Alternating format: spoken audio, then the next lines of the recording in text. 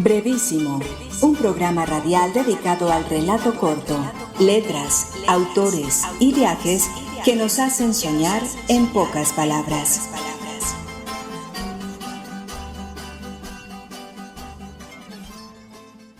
Hola, bienvenidos a una nueva emisión de Brevísimo, un programa dedicado a las formas breves de la literatura.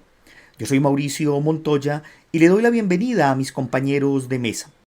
Después de unas semanas en las que tuvimos unas vacaciones y en las que pudimos descansar, pero también investigar sobre nuevos contenidos para nuestro programa, desarrollar algunas entrevistas con autores de formas breves de la literatura y también dedicarme a algunos proyectos personales, volvemos y retornamos a nuestro programa con el objetivo en esta ocasión de pensar desde nuestro espacio los asuntos de las formas breves. Hoy, en el escenario de los concursos literarios, nos acercamos a un certamen promovido por la Universidad Autónoma de Occidente de la ciudad de Cali en Colombia, en donde dos entidades como el Centro de Lectura y Escritura CELEE y la Facultad de Comunicación Social, Humanidades y Artes promueven desde el año 2019 un concurso de relato autobiográfico breve. Es un concurso bastante interesante que para este año 2026 estará en su 8ª versión. Vale decir que inicialmente era un concurso local, incluso pensado tan solo para los estudiantes de la Universidad Autónoma de Occidente.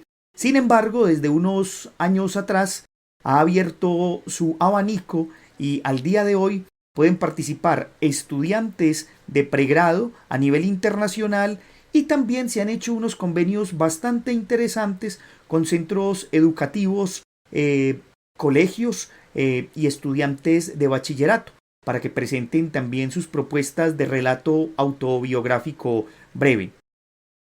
En este programa escucharemos algunos de esos relatos, algunos ganadores, algunos que han tenido mención de honor a lo largo de algunas de las versiones. Vale empezar con el concurso que se llevó a cabo en el año 2020 en su 2ª versión, y de este escucharemos un relato bastante interesante relacionado con la idea de un personaje que para muchos de nosotros en nuestra infancia tuvo algún impacto: Tarzán.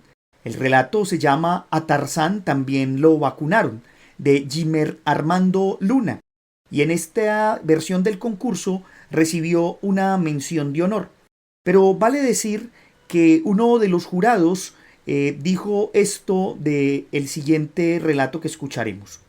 Este relato reivindica el universo de las creencias populares provenientes de las culturas castellana, indígena y africana, a través de la voz de un niño que, entre telones, escucha a los adultos conversar sobre la magia blanca y la magia negra.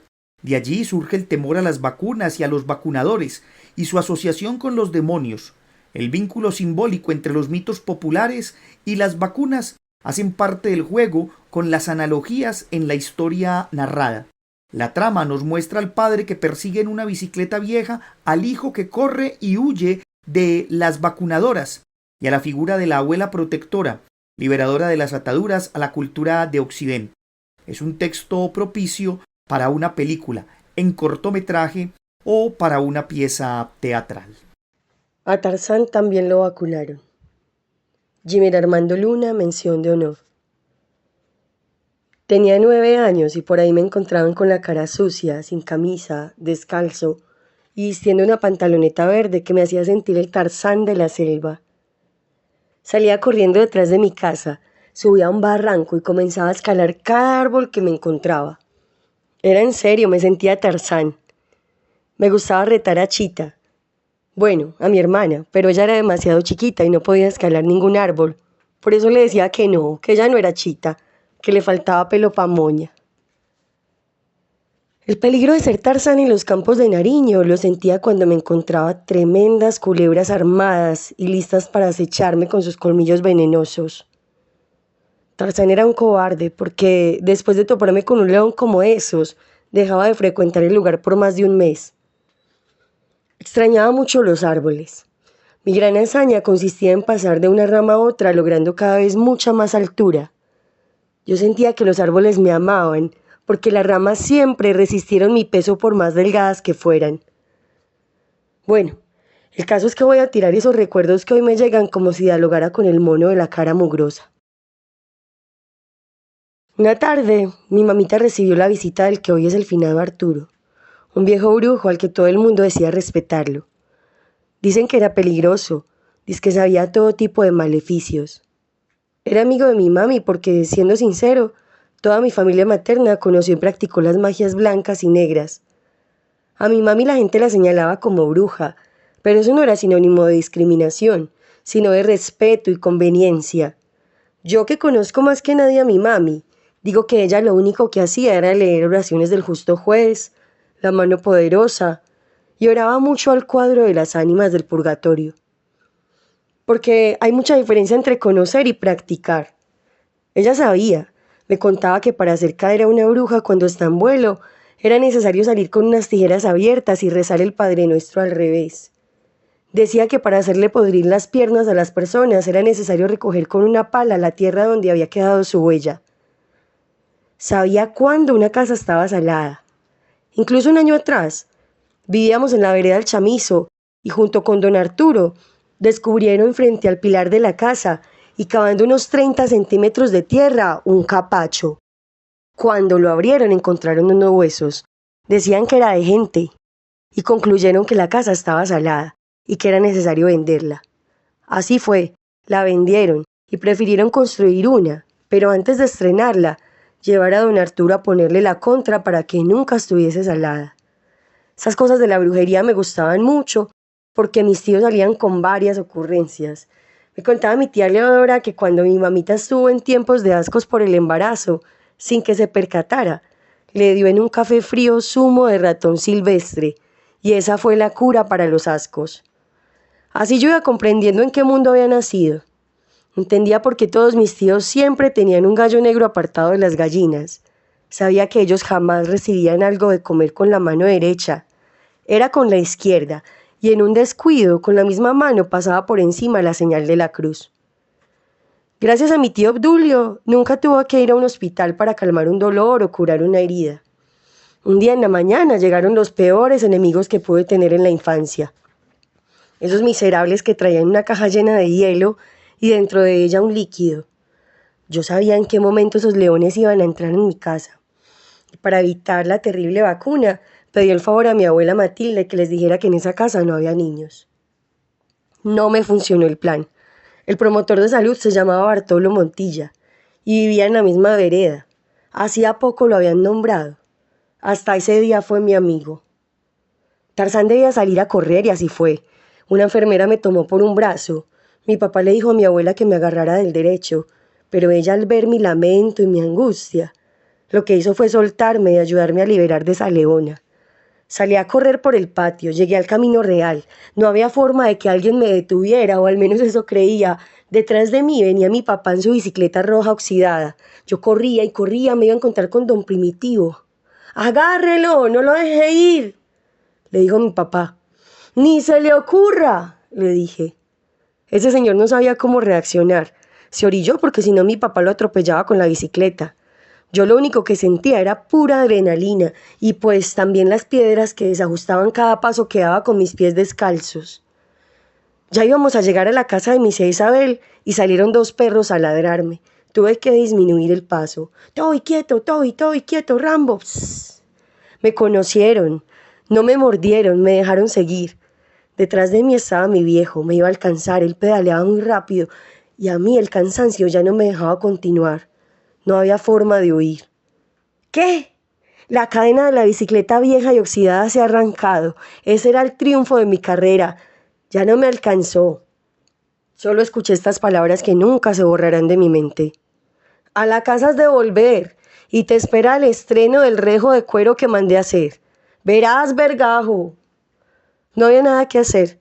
Apenas tenía 9 años y cómo no iba a volver a la casa. Después de eso solo recuerdo la sonrisa de satisfacción de ese Bartolo ¿Y cómo renegaba esa muchacha porque en mi afán de soltar mi mano le había dañado una uña? A mi abuela también la regañaron.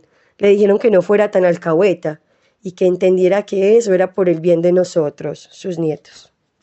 Las entidades encargadas de liderar el concurso se han dado a la tarea de motivar a los que deseen participar creando distintas estrategias y herramientas virtuales y textuales, también a partir de conferencias y otra serie de escenarios en los que las personas pueden investigar más sobre el concurso y apoyarse en algunas estrategias para construir sus relatos autobiográficos breves. Una de esas estrategias es la construcción de un decálogo que fue realizado por algunos de los profesores y escritores que también han sido jurados del certamen. Escuchemos a continuación este curioso decálogo para realizar una autobiografía breve. Decálogo para escribir un relato autobiográfico breve. Primero, el acto de escribir un relato autobiográfico no es el concepto que los demás tienen del mundo. Tu historia personal es tu mundo y la medida de éste. Escritora Amparo Romero. 2. Describe situaciones o personajes con pocos adjetivos. Permite que el lector complete la historia con sus propias vivencias, emociones y recuerdos para que se sumerja en el relato como si fuera su propia historia. Escritor Harold Kremer. 3. Lo trivial y lo amargo hacen parte de la historia de cada quien. El relato autobiográfico condensa el antes y el ahora, y eres tú quien narra tu historia. Escritora Amparo Romero. 4. El relato autobiográfico puede ser todo lo claro y lo oscuro, reunidos en un mismo texto. Escritora Amparo Romero. 5. Escribe tu autobiografía como si se escribiera sobre la vida de otro, es decir, el autor como personaje. Escritor Omar Ortiz. 6. Lo que puedas decir con 100 palabras, dilo con 100 palabras. Lo que con una, con una. No emplees nunca el término medio. Así, jamás escribas nada con 50 palabras. Escritor Fabio Jurado. 7.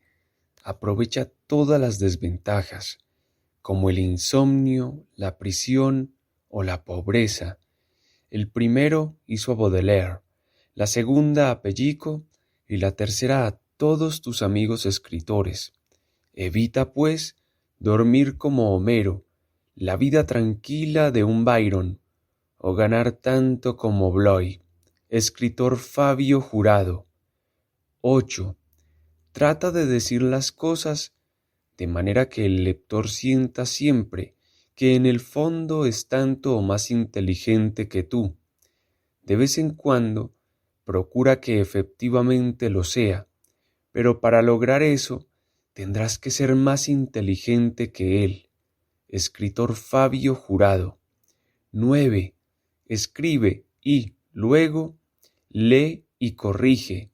Repite varias veces esa actividad que te permitirá reflexionar, reescribir y te dará un texto pulcro. Escritor Harold Kremer. 10. Aunque no lo parezca, escribir es un arte. Ser escritor es ser un artista, como el artista del trapecio o el luchador por antonomasia, que es el que lucha con el lenguaje. Para esta lucha, ejercítate de día y de noche. Escritor Fabio Jurado. Usted está escuchando Brevísimo, un programa para gente de pocas palabras. En la tercera versión de este concurso, el relato ganador que llevaba por título Entre telas y vestidos, de la estudiante Ingrid Vanessa Murillo, recibió el primer premio y el escritor Fernando Merino dijo de este trabajo lo siguiente: este trabajo logra transportarnos a una serie de vivencias de infancia, en las cuales la máquina de coser ocupaba un sitio privilegiado en el hogar de la autora. Como lectores, podemos percibir esas atmósferas íntimas donde abuela, nieta y madrina se deslizaban en un universo alterno gracias al motor de una máquina de coser con la cual se elaboraban coloridos vestidos que desde el momento de su confección hasta ser puestos en manos de la niña venían impregnados del amor que sólo puede concebir una abuela para la nieta de sus afectos. Sutileza y encanto se conjugan en un relato teñido de nostalgia y sentimientos que no decrecen con el pasar de los años. Entre telas y vestidos. Ingrid Vanessa Murillo, primer lugar. Una de las primeras imágenes que tengo de mi infancia es mi hermana paseándose alegremente con un bellísimo vestido rojo. Recuerdo que corría de un lado a otro, que subía las escaleras apresuradamente y que se meneaba haciendo que los pliegues del vestido danzaran con ella. Es una imagen hermosa. Mamá dice que aquel vestido fue su favorito durante muchos años. Otra memoria valiosa que conservo es la imagen de mi abuela usando la máquina de coser. Aparece en mi mente una y otra vez, sentada frente a la ventana, tirando de la tela y pisando insistentemente el pedal. Recuerdo la intensidad de la luz que se filtraba a través de las cortinas. Ese era su lugar ideal, porque, según ella, para coser solo se necesitaba determinación y un lugar lo suficientemente iluminado. Desde que era un bebé vestí las prendas hechas por mi abuela y mi madrina. Toda mi infancia estuvo marcada por vestidos de diversos estampados, diademas, trajes de baño coloridos e incluso disfraces.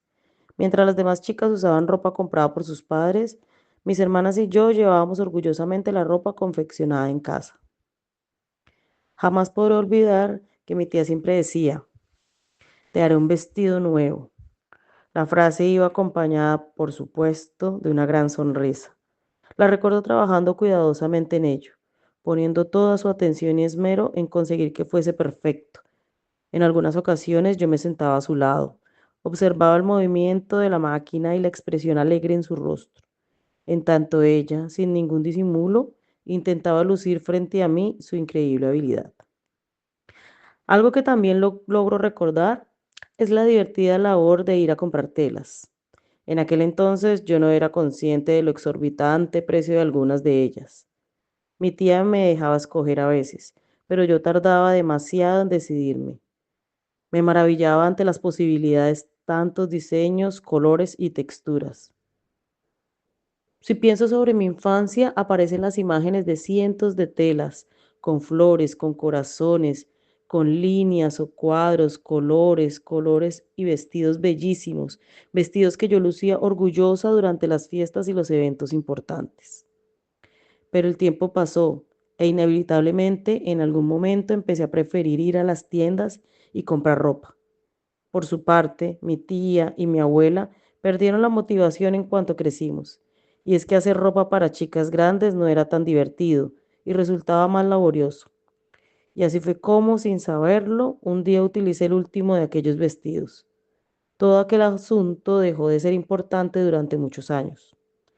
La máquina de coser quedó olvidada en algún lugar de la casa y eventualmente pasó a ser uno de los muebles empolvados y arrumados en el depósito. Pero una mañana de septiembre, mi querida abuela falleció y eso provocó alteraciones en el orden y las rutinas en su casa. Muchas cosas fueron movidas de sitio y mamá y sus hermanas se vieron obligadas a organizar o deshacerse de las pertenencias de la difunta madre. Entre todas las cosas que quedaron sin lugar fijo en la casa, se encontraba la vieja máquina de coser. Primero fue llevada a la habitación de mi abuela. Luego pasó a ocupar otra habitación que estaba vacía. Un día, al llegar, la vi junto a aquella ventana, iluminada, y finalmente fue puesta en un rincón de la sala de estar. Aunque nadie lo dijera, al verla era imposible no pensar en su verdadera dueña. La imagen de mi abuela, envuelta por una ráfaga de luz mientras cosía junto a la ventana, se convirtió en un pensamiento recurrente para mí, y aquello resultaba terriblemente triste. Pero de repente llegó aquel día. Al entrar a la casa vi a mi tía sentada en una silla pequeña, mientras tiraba de la tela y oprimía con fuerza el pedal, que ahora se tornaba ligeramente oxidado.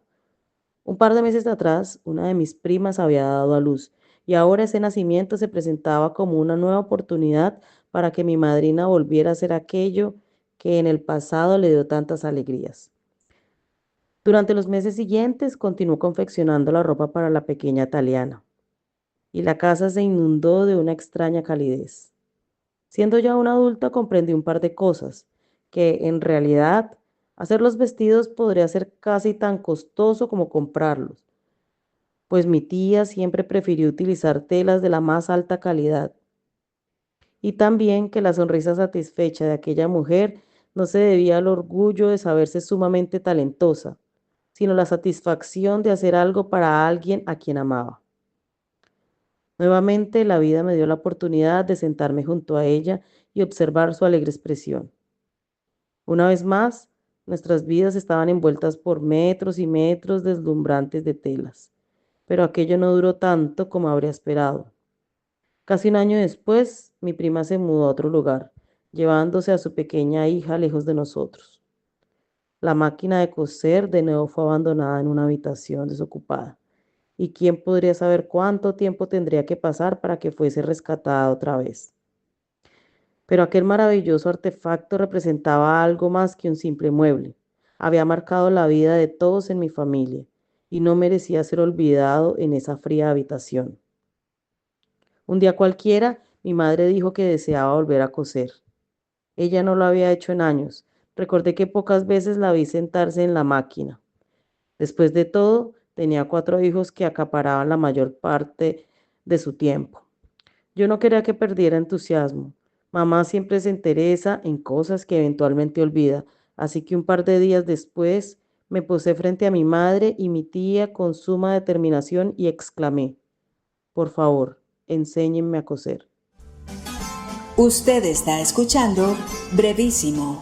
Lo bueno, si breve, 2 veces bueno. En la quinta versión del concurso, nos gustaría hoy en Brevísimo leer uno de los textos que obtuvo mención de honor de un estudiante de bachillerato. Sí, así como lo escuchan.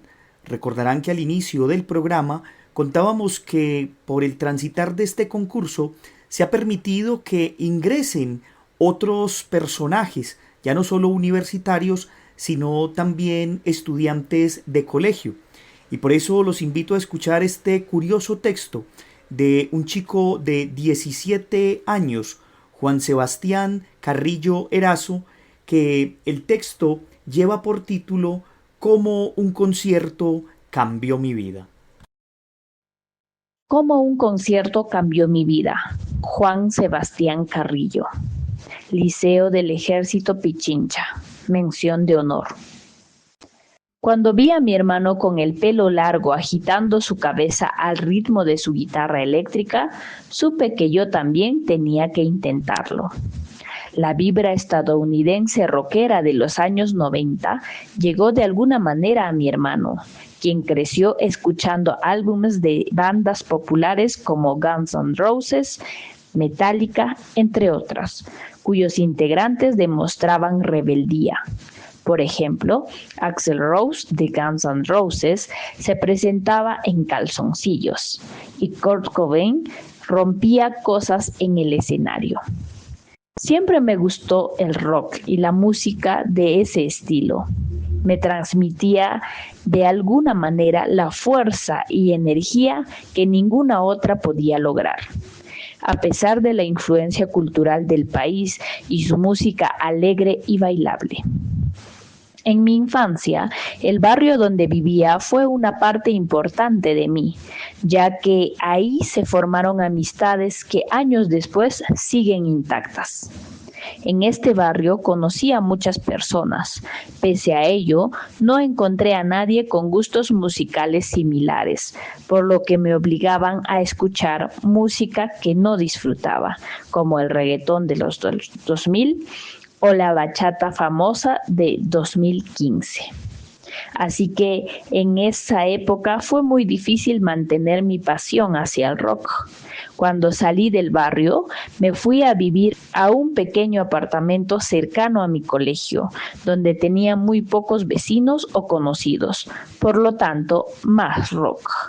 Un día navegando por internet, encontré un concierto de Metallica, Live Shot, Birch and Purge, en Seattle en 1989. Se percibía el sentimiento de melancolía por el bajista fallecido de la banda, Cliff Burton, quien años después se convertiría en mi bajista preferido. El sonido de las canciones del álbum Master of Puppets y su brusquedad en el concierto fue el responsable de mi gusto por lo pesado. A la mañana siguiente tenía un único objetivo: imitar lo que había visto en internet. Tomé la guitarra acústica rota de mi hermano y tocando el arpegio inicial de One, me di cuenta de que eso era lo único que quería hacer. Cuando empecé a tocar la guitarra acústica, mi hermano me lo prohibió. El instrumento estaba roto y él decía que si la usaba, la madera seguiría deteriorándose. Pero cada vez que él se iba a la universidad, yo la cogía para practicar. Mis padres, al ver que estaba realmente interesado en aprender esta nueva disciplina, decidieron regalarme una guitarra acústica que hoy en día sigo conservando. A los 10 años conocí a un buen amigo en el barrio y aunque vivía un poco lejos, nuestro mutuo amor por los computadores hizo que pudiéramos comunicarnos casi a diario. En esa cotidianidad pude compartirle mis gustos musicales y mostrarle mis avances en la guitarra. Después de un tiempo, descubrí que él tenía el poder de tocar el piano, así que lo convencí para que intentara tocar junto a mí. Al inicio fue difícil por las pocas veces que podíamos encontrarnos para practicar y por la falta de experiencia de ambos. Sin embargo, lograr tocar las 7 notas iniciales de Seven Nation Army al tiempo fue suficiente para seguir intentándolo. Con el tiempo, debido a los problemas personales de mi amigo, fuimos perdiendo el contacto, lo que hizo que buscara a alguien más con quien disfrutar mi música. Un día estaba en mi casa haciendo una tarea de 7º grado junto a un compañero. Yo escuchaba BAOB a través de audífonos conectados a mi viejo ordenador, y su curiosidad lo obligó a decirme que quería oír la música que él tildaba de satánica, mito que ha encarnado en el género del metal. Buscar el significado de las letras de las canciones que sonaban y percatarse de que no decían nada de lo que pensaba, empezó a generar un interés en él por esta música, que yo ayudé a que creciera exponencialmente. Al igual que mi mejor amigo, él también tenía un talento que no había aprovechado. Sabía tocar la batería. Esta fue la base de una pequeña banda que ahora conformamos. Empezamos a practicar junto con un bajista que conocimos en el colegio y con un compañero de clase que tenía una increíble voz. 7º grado me cambió completamente. Empezamos a tocar rock en español y a formar una muy buena amistad, que de no ser por la música, tal vez nunca se hubiera logrado. Cuando pasé a 8º grado en 2020, la música no fue una prioridad debido al confinamiento por el COVID-19, que llegó a inicios del año y, por consecuencia, las clases virtuales. Esto impidió que lográramos añadir canciones a nuestro repertorio. No obstante, fue el año en que más metal escuché. Durante el año anterior, yo le había enseñado un poco de guitarra a mi compañero, y aunque en principio no se veía muy interesado en aprender, a lo largo de ese solitario año generó la misma pasión que yo por este tipo de música. No fue sino hasta finales del 2021 que volvimos a vernos y pudimos practicar de nuevo, pero esta vez con un género de música completamente distinto. La primera canción que habíamos presentado 3 años antes era de música ligera, junto con el bajista y el vocalista, pero ese año, la primera y por falta de tiempo la única que presentamos fue Seek and Destroy de Metallica, aunque sin vocalista, porque al cantante no le gustaba esta música. Evidentemente, un gran cambio. El 2022 fue el año en el que más practicamos y evolucionamos musicalmente. Aprendimos a tocar varios instrumentos con ayuda de todos y eso nos permitió intercambiar roles en cada canción. De esta manera presentamos varias canciones a lo largo del año. For Whom the Bell Tolls, The Four Horsemen, Paranoid, Creep, Master of Puppets. Ahora, como el bajista ya se graduó, quedamos 3 integrantes que intentan involucrar a alguien más en el mundo del rock para lograr lo que hicimos con el bajista. Buscamos involucrar a personas de grados inferiores para dejar una influencia musical en el colegio antes de irnos. Quizás encontremos al próximo Beatle. Con esto entonces terminamos nuestro programa del día de hoy. Agradezco a quienes nos aportaron con sus voces para escuchar estos relatos autobiográficos breves. Un agradecimiento especial a la Universidad Nacional por este espacio que nos brinda, a Jorge Benjumea en el máster y a ustedes los esperamos para una nueva emisión de Brevísimo.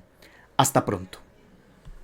Brevísimo, un programa radial dedicado al relato corto, letras, autores y viajes que nos hacen soñar en pocas palabras.